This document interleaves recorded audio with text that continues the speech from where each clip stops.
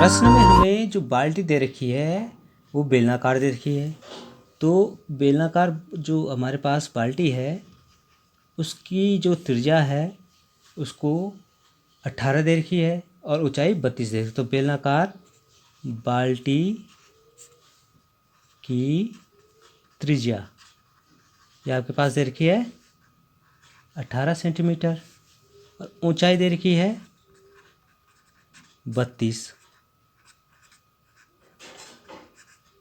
तो अब हमें इस बेलनाकार जो हमारे पास बाल्टी है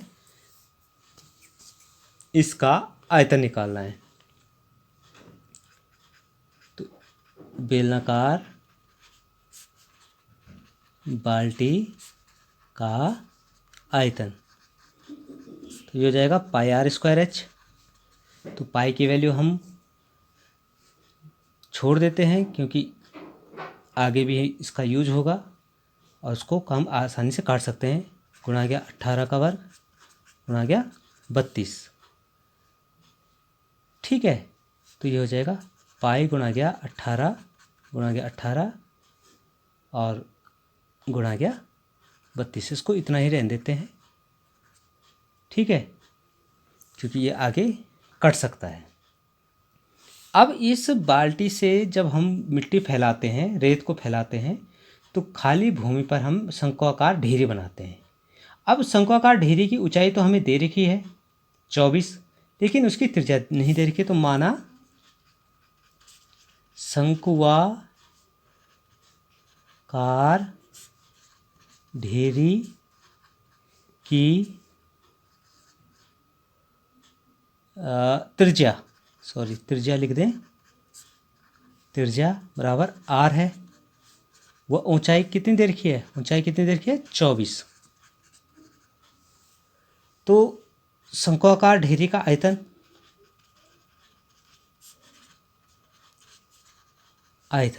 ये हो जाएगा 1/3 पाई आर स्क्वायर एच।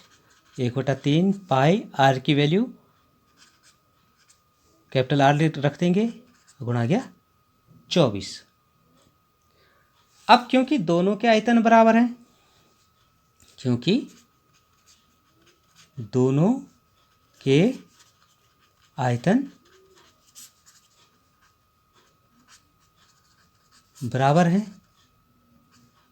ठीक है, ढेरी बनाई जाए। देखिए, अगर हम किसी बेलनाकार बाल्टी जो कि रेत से भरी है, अगर उसको हम फैला के कोई शंक्वाकार ढेरी बनाते हैं तो रेत में कोई फर्क नहीं पड़ेगा। इसका मतलब यह है कि इनका आयतन समान रहेगा। तो इसलिए हम कह सकते हैं कि दोनों का आयतन क्या होगा? बराबर होगा। इसलिए हम लिख सकते हैं कि जो शंकु का आयतन है, शंक्वाकार ढेरी का आयतन, ये आपके बेलनाकार बाल्टी के आयतन के बराबर होगा।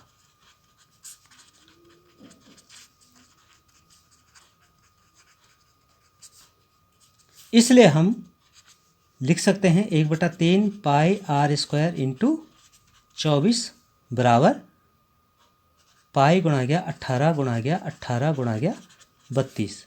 इसीलिए हमने ये पाई छोड़ा था, क्योंकि इससे ये आसानी से कट जाता है। तो आर स्क्वायर बराबर हो जाएगा 18 गुणा गया 32 होल अपॉन 24, और ये 3 ऊपर गुणा हो जाएगा क्योंकि बट्टे में है ये। तो इसको हम 3 से काटें तो 3 अठे 24, 8 चौको 32। तो ये आपके पास आर स्क्वायर बराबर अंडर रूट 18 गुणा गया 4। इसको हम लिख सकते हैं 9 दूनी 18 9 दूनी 18 गुणा गया 2 गुणा गया 2। तो आर बराबर ये आपके पास आर की वैल्यू है। तो आर बराबर हो जाएगा, ये देखिए जोड़ा 9, ये भी ये जोड़ा 2 का आ गया, ये भी जोड़ा आ गया। तो 9 दूनी 18 और 18 दूनी 36 सेंटीमीटर। तो ये तो निकल गई ढेरी की त्रिज्या। अब तिरछी ऊंचाई निकालें। ढेरी की तिरछी ऊंचाई, तिरछी ऊंचाई क्या होता है? एल बराबर under root H square plus R square. Under root आपके पास एच की वैल्यू दे रखी है 24 और आर की वैल्यू दे रखी है 36। ठीक है, अभी हमने निकाला है आर की वैल्यू 36 हो गई। ठीक है, और एच हमारे पास दे रखा है 24 दे रखा है।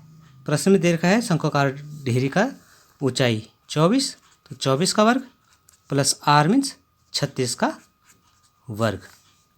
तो ये आपके पास हो जाएगा अंडर रूट, देखो 24 का वर्ग होता है 24 गुणा गया 24, तो ये सॉल्व करके आ रहा 1296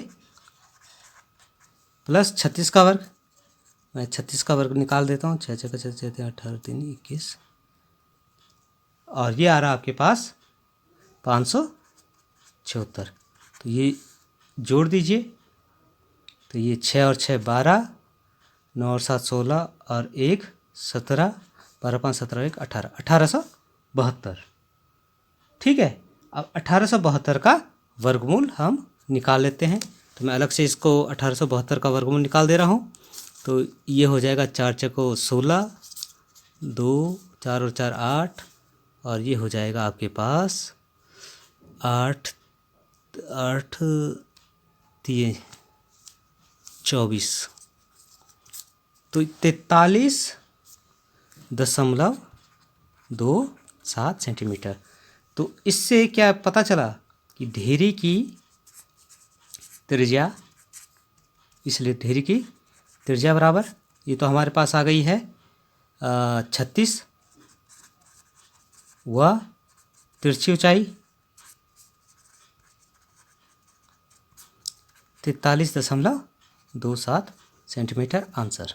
इस तरह से इन क्वेश्चंस को सॉल्व करेंगे।